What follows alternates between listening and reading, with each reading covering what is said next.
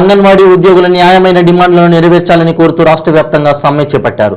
జగిత్యాల జిల్లా వ్యాప్తంగా అంగన్వాడీ ఉపాధ్యాయులు విధులను బహిష్కరించి సమ్మెలో పాల్గొన్నారు. మెట్పల్లి ఆర్డీఓ కార్యాలయం ఎదుట ఏర్పాటు చేసిన కార్యక్రమంలో మెట్పల్లి సెక్టార్కు చెందిన అంగన్వాడీ టీచర్లు, ఆయాలు సమ్మెలో పాల్గొన్నారు.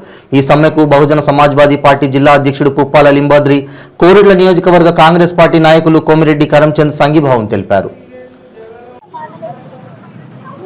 తెలంగాణ ప్రభుత్వానికి నమస్కారాలండి.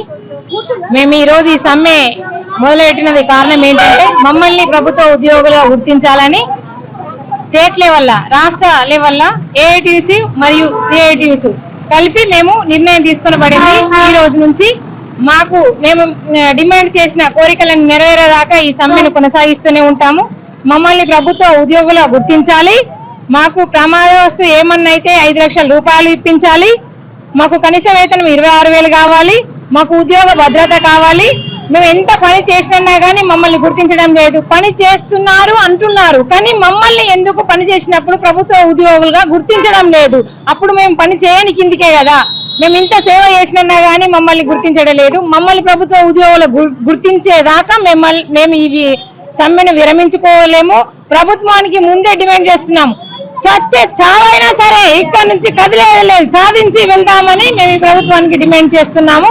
మా కోరికను విన్నవించుకొని ప్రభుత్వము ఖచ్చితంగా మా కోరికను నెరవేరాలని కోరుకుంటున్నాను. నమస్కారం.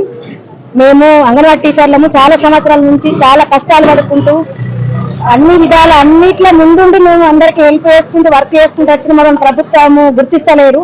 కరోనా టైంలో కూడా మాకు కరోనాలు వచ్చి కూడా చాలా ఇబ్బంది పడ్డా కానీ మేము సర్వీస్ కొనసాగించినాము. అయినా మమ్మల్ని గుర్తించడం లేదు గవర్నమెంట్. దయచేసి మమ్మల్ని ఇప్పుడు గవర్నమెంట్ ఉద్యోగులు గుర్తించాలని మేము సమ్మె వల్ల స్టార్ట్ చేసినాము. మా డిమాండ్స్ పెట్టుకొని మాకు అనుకూలంగా గవర్నమెంట్ వచ్చేదాకా కూడా మేము ఇక్కడనే రోడ్డు మీద కూర్చొని సమ్మె కొనసాగిస్తామని తెలియజేసుకుంటున్నాము. సార్, ఈ రోజు మేము రాష్ట్ర వ్యాప్తంగా ధర్నా చేస్తున్నాము.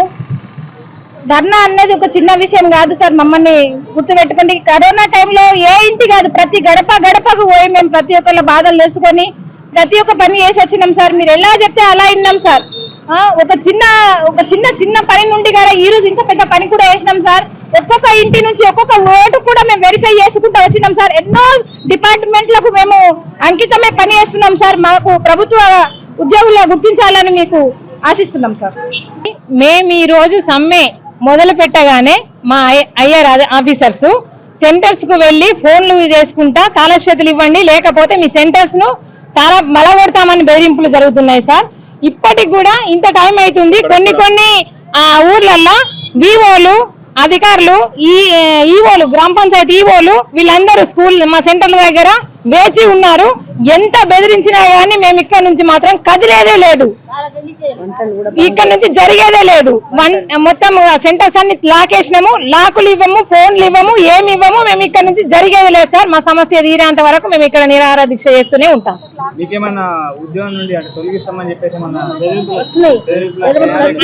గవర్నమెంట్ తొలగింపులని ఏం రాలేదు. కాకపోతే మా సూపర్వైజర్స్ కానీ ఇంకా హైయర్ ఆఫీసర్స్ కానీ తాళక్షతులు ఇవ్వండి, మేము ఐకేపీ వాళ్ళకి ఇస్తాము, ఇవ్వలకి ఇస్తాం, వాళ్ళకి ఇస్తామంటే వాళ్ళకి మేమెందుకు ఇస్తాం సార్? బాధ మాది, పరిష్కారం మాది. మాకు కావాలా? మేము ఎవరికో ఇచ్చిన తర్వాత మేము ఇక్కడ సమ్మె చేసేది ఎందుకు సార్? అది బంద్ చేస్తేనే కదా మా విలువ ఏంటో తెలుస్తుంది, మా గుర్తింపు ఏంటో తెలుస్తుంది సార్. ఎన్నో సేవలు చేస్తున్నాం మేము. ఇంతవరకు కూడా మమ్మల్ని ఆదుకున్న వాళ్ళు లేరు. ఇప్పుడు ఈ రోజు వివోలకు ఇస్తా అంటే మమ్మల్ని ఉంచింది ఎందుకు? ఉద్యోగులుగా అంగన్వాడీ టీచర్గా పెట్టింది ఎందుకు? అప్పటి నుంచే వివోలకు ఇచ్చుకునేది ఉండే.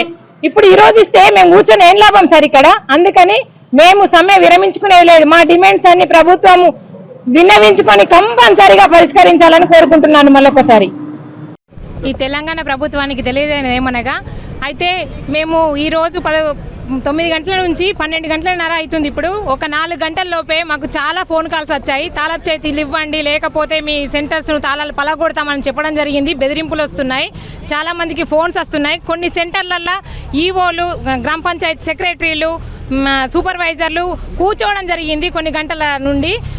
ఇప్పుడు అందిన వార్త ఏంటిదంటే కొరుట్ల అధ్యక్షురాలు సెంటరు తాళాలు వలగొట్టడం జరిగింది. తాళాలు వలగొట్టడానికి వాళ్ళకి ఏముంది సార్? ఎందుకు బెదిరించాలి? మేము చేసేది న్యాయ పోరాటం కాదా? మరి కానప్పుడు మమ్మల్ని ప్రభుత్వ ఉద్యోగులుగా గుర్తించండి కదా. మమ్మల్ని ఎందుకు సేవలు చేయించుకున్నారు? ఇప్పుడు ఎందుకు తాళాలు వలగొట్టి మేము సమ్మె విరమించుకోవడానికి ప్రయత్నం చేస్తున్నారు? ఎందుకు బెదిరిస్తున్నారు? ఈ విధంగా చేసినట్టయితే మేము ఇంకా ఆందోళన చేయడం జరుగుతుంది. అది అక్కడ దాకా తెచ్చుకోవద్దని ప్రభుత్వాన్ని కోరుతున్నాము, డిమాండ్ చేస్తున్నాము.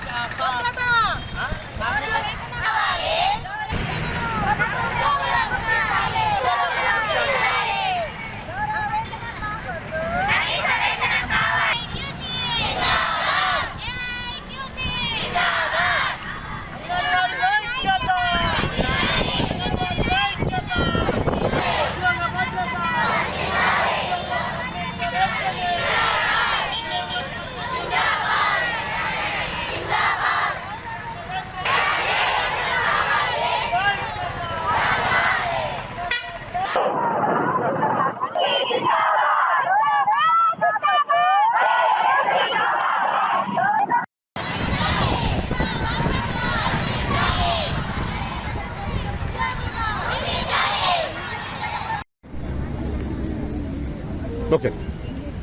ఏదైతే తెలంగాణ గౌరవ ముఖ్యమంత్రి గారు కేసీఆర్ గారు ఉన్నారో, ఉద్యమంలో ఏదైతే తెలంగాణ ఉద్యమంలో అనుకోండి, ఓట్లు అడిగేటప్పుడు 2014 కంటే ముందు ఆయన మాటలే నేను మాట్లాడుతున్నాను. నేనేం కొత్తగా సృష్టించి మాట్లాడతలేను. ఆయన ఏమన్నాడు, ఒక ముఖ్యమంత్రి ఎవరైనా కాంట్రాక్ట్ బేసిస్ మీద ఉంటాడా అని చెప్పేసి ఆయన అన్న మాట లేదు.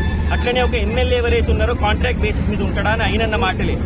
అటువంటప్పుడు ఆయన ఏమన్నాడంటే, తెలంగాణ ప్రభుత్వం వచ్చినప్పుడు, తెలంగాణలో తెలంగాణ ఏదైతే రాష్ట్రం ఏర్పడిన తర్వాత, తెలంగాణ ప్రభుత్వం వచ్చిన తర్వాత మొట్టమొదలు ఏదైతుందో అన్ని కాంట్రాక్ట్లు ఎవరైతే ఉన్నారో అందరి యొక్క సర్వీసులు క్రమబద్ధీకరణ చేస్తా అని చెప్పిన విషయం ఆయననే. అమ్మా ఎన్ని సంవత్సరాలైందమ్మా మన ప్రభుత్వం వచ్చి? ఇప్పుడు 10 సంవత్సరాలైంది. 10 సంవత్సరాలైన తర్వాత కూడా ఇంతవరకు ఎవరిని కూడా ఆయన క్రమబద్ధీకరణ చేయలేదు. దురదృష్టం, దౌర్భాగ్యం ఏంటిదంటే, నిన్న ఏఎన్ఎంలు, ఈరోజు అంగన్వాడీలు, వీళ్ళు మూల స్తంభాలు. ఏ ప్రాంతంలోనన్నా ప్రభుత్వం తన పరిపాలన కొనసాగించాలంటే, అడ్మినిస్ట్రేషన్ కొనసాగాలంటే మూల స్తంభాలు ఎవరైతే ఉన్నారో అంగన్వాడీలు. అటువంటి వాళ్ళే ఈ రోజు రోడ్ల మీద కూర్చోబెట్టడం ఎంతవరకు సమంజసనీయమని చెప్పేసి నేను ముఖ్యమంత్రి గారిని అడుగుతున్నాను. మేము ఎల్లప్పుడూ మీతో ఉంటామమ్మ, మీకు ఎటువంటి సేవలు అందించాలన్నా మేము అందించేందుకు సిద్ధంగా ఉన్నాము. అంతేకాకుండా న్యాయపరమైన సలహాలు అనుకోండి, సూచనలు అనుకోండి, ఎప్పటికప్పుడు మేము ఇచ్చేందుకు రెడీగా ఉన్నాము. అంతేకాకుండా మీరు కోర్టుకి ఆశ్రయించాలనుకుంటే తప్పకుండా మేము ఆ సేవలు కూడా మీకు అందిస్తామని చెప్పేసి సభాముఖంగా నేను తెలియజేస్తున్నాను. ఏదైతే అంగన్వాడీ టీచర్లు అనేక డిమాండ్లు ఉన్నాయి. నేనేమంటున్నాను, ప్రభుత్వం ఏదైతుందో గౌరవంగా వాళ్ళని చర్చలోకి పిలవాలి. చర్చలకు పిలిచిన తర్వాత చర్చలు చేసి వాళ్ళ డిమాండ్లు ఏదైతుందో వాళ్ళ డిమాండ్లు లిఖితపూర్వకంగా తీసుకొని దానిపైన ఏదైతుందో ఆదేశాలు ఇవ్వాలని చెప్పేసి మేము డిమాండ్ చేస్తున్నాము. ఒకటి. రెండోది ఏంటంటే, వీళ్ళు 1975 నుంచి అంగన్వాడీ వ్యవస్థ ఉంది దేశంలో. ఇక్కడ లేదు వ్యవస్థ, కేవలం తెలంగాణలో లేదు, కశ్మీర్ నుంచి మొదలు పెట్టుకుంటే కన్యాకుమారి దాకా అంగన్వాడీ వ్యవస్థ ఉంది. వీళ్ళే మూల స్తంభం దీనికి, అడ్మినిస్ట్రేషన్కి. వీళ్ళ ప్రథమ డిమాండ్ ఏదైతుందో వీళ్ళ సర్వీసెస్లు సేవలు క్రమబద్ధీకరణ చేయాలి. ఎప్పుడైతే వీళ్ళ సేవలు సర్వీసులు క్రమబద్ధీకరిస్తారో, ఎప్పుడైతే రెగ్యులరైజ్ అవుతాయో ఆటోమేటిక్గా వేతనాలు పెరుగుతాయి, ఆటోమేటిక్గా మీకు ఇన్సూరెన్స్ వస్తుంది. వీళ్ళు ఎన్నో డిమాండ్లు ఉన్నాయి. ప్రథమ డిమాండ్ ఏదైతుందో వీళ్ళని ఎట్టి పరిస్థితులలో క్రమబద్ధీకరించాలి, రెగ్యులరైజ్ చేయాలి. గౌరవ ముఖ్యమంత్రి గారే అన్నారు కాబట్టి కాంట్రాక్ట్ వ్యవస్థని పూర్తిగా నిర్మూలిస్తాము. తెలంగాణ ఏదైతే ప్రభుత్వం వచ్చిన తర్వాత, తెలంగాణ రాష్ట్రం వచ్చిన తర్వాత అన్నారు కాబట్టి తక్షణమే వీళ్ళ యొక్క సర్వీసులను క్రమబద్ధీకరణ చేయాలని చెప్పేసి మేము డిమాండ్ చేస్తాం.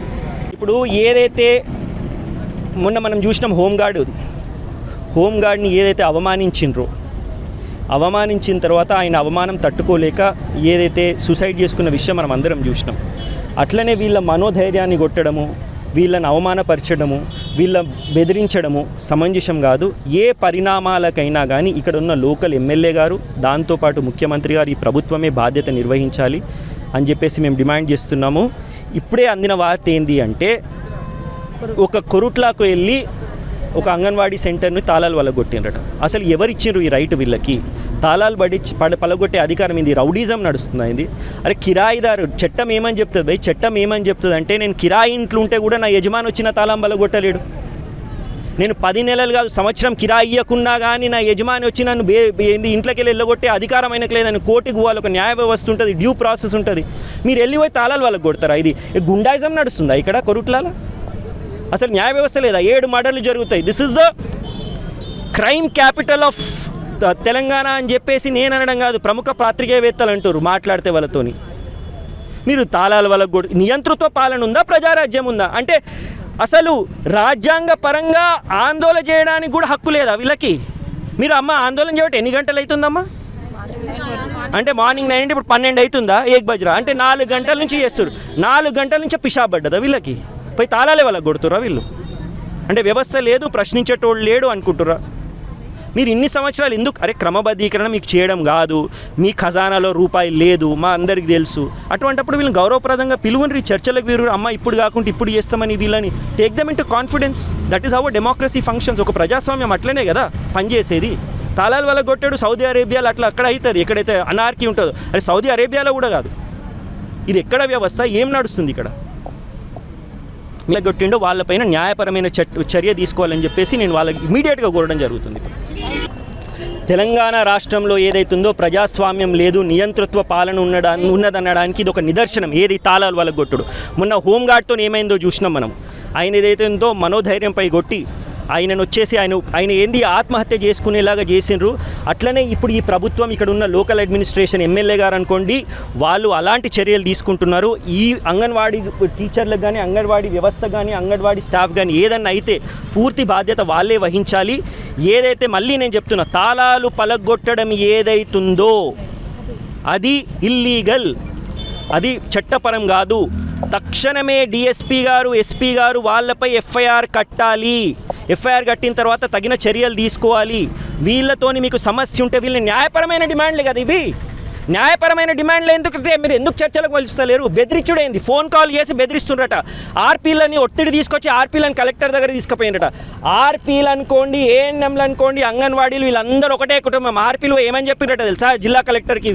అంగన్వాడీ వాళ్ళే చేసేదే కరెక్టు, మేము అంగన్వాడీలు నడపమని చెప్పిరట. అంటే ఇది పూర్వం ఉంటుండే బ్రిటిష్ పాలన, డివైడ్ అండ్ రూల్. ఆ డివైడ్ అండ్ రూల్ చేస్తుర్రు ఈ మహానుభావులు. ఆర్పీలను ఏది అంగన్వాడీల మధ్యలో చిచ్చులు పెట్టాలి, ఏఎన్ఎంలు అంగన్వాడీల మధ్యలో చిచ్చులు పెట్టాలి. ఈ డివైడ్ అండ్ రూల్ పాలసీ పనికిరాదు. మీ పార్టీలో వేసుకోరు ఈ డివైడ్ అండ్ రూల్. బయట వీళ్ళందరూ ఐకమత్యంగా ఉంటారు, వీళ్ళందరూ ఒక కుటుంబ సభ్యులు ఉంటారు అని చెప్తున్నాను.